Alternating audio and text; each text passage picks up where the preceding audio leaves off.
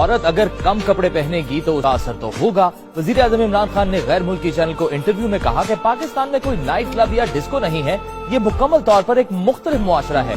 जब आप लोगों को उकसाएंगे तो उसके नताइज होंगे। It is such nonsense. I never said veils. This was never said. I said the concept of Parda. Concept of Parda is avoid temptation in the society. We don't have discos here. We don't have nightclubs.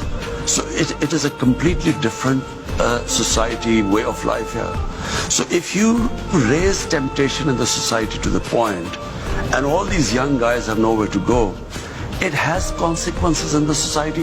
If a woman is wearing very few clothes, it will have an impact on the men, unless they're robots. I mean, it's common sense. It depends which society you live in.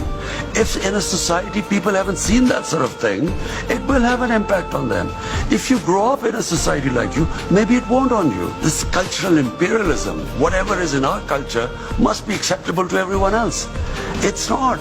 So when I see sex crime going through the roof, we sit down, we discuss how we're going to tackle this. It is having an impact in my society. We have to do something about it.